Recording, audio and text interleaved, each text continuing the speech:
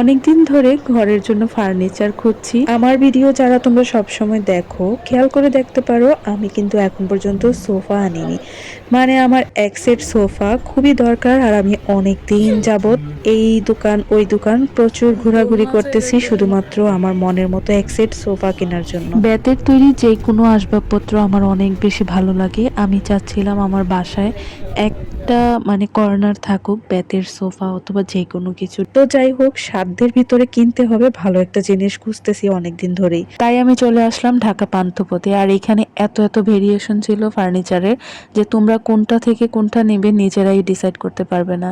যাই হোক, আমি বেতের জিনিসগুলোও ঘুরে ঘুরে দেখছিলাম, আর এই সোফাগুলো অনেক সুন্দর ছিল। বেতের তৈরি জিনিসপত্র নাকি সহজে নষ্ট হয় না, দোকানদার মামা বলতেছিল। তো আমি জিনিসটা আসলে জানি না, কারণ আমি বেতের জিনিস ইউজ করি নাই, এর আগে আমি বলতে পারবো না। তো মনে হচ্ছিল কাঠের থেকে বেশ ভালো সিম্পল আছে, টেকসই দেখো হবে। এটার তারপর মধ্যে। যাই হোক, আমি আবার চলে আসছি কাঠের জিনিস দেখার জন্য। তো এই সেন্টার টেবিল, তারপরে হচ্ছে আরো কিছু জিনিস আছে এই দোকানে আমার অনেক বেশি পছন্দ হয়ে গেছে। তা তো যাই হোক, এই কর্নার সোফাটা আমার অনেক পছন্দ হয়েছিল, কিন্তু দামে বনে নাই।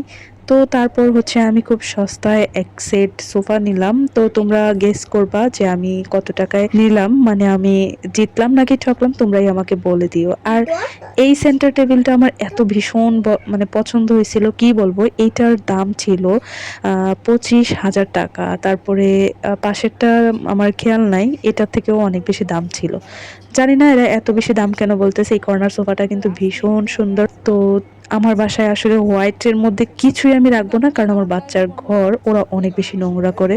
দেন ফাইনালি আমার এক সেট সোফা কেনা হয়ে গেছে। তো আমি অনেক ঘুরে ঘুরে সস্তার মধ্যে এক সেট সোফা নিয়েই নিলাম। তার মধ্যে হচ্ছে আমি আবার একটা ডাইনিং টেবিলও নিলাম, চেয়ার ছাড়া। তো আমার বাসায় কিন্তু লোহা কাঠের অনেক পুরাতন চেয়ার আছে, সেগুলোকে বার্নিশ করলেই হয়ে যাবে।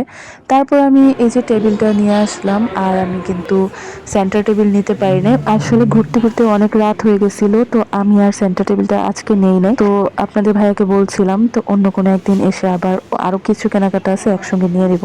আমি সবকিছুই সিম্পল অনেক বেশি পছন্দ করি। যাই হোক, আমার এই ছিল ফাইনাল লুক। আর আমি কিন্তু কভার দিয়ে ফেলছি অলরেডি, আপনাদের সাথে শেয়ার করতে পারিনি, সরি। যাই হোক, আমার নিজের হাতে সবকিছুই আমি সাজাই, যে টুকটাক এগুলো সবকিছু আমার নিজের হাতে করা। আমি সবগুলো জিনিসপত্র নিজের হাতে একে একে করে বানিয়েছি। কারোর কাছে হয়তো বা এগুলো কিছুই না, বাট আমার কাছে এটা আমার স্বপ্ন। কারো জিনিস ছোট করে দেখাও ঠিক। আমার নিজের হাতে বানানো জিনিসপত্র দিয়ে আমার ঘর সাজাতে আমার অনেক বেশি ভালো লাগে। তাই যতটুকু পেরেছি আমি আমার নিজের হাতে ওয়ালটাকে ডেকোরেট করে নিলাম। আরো অনেক কিছু দিব, এই পাশগুলোতে এখনো অনেকটা খালি আছে। তো আমি আরো কিছু জিনিসপত্র দিয়ে কর্নারটা সাজাবো, একটা টেবিল ল্যাম্প নিব।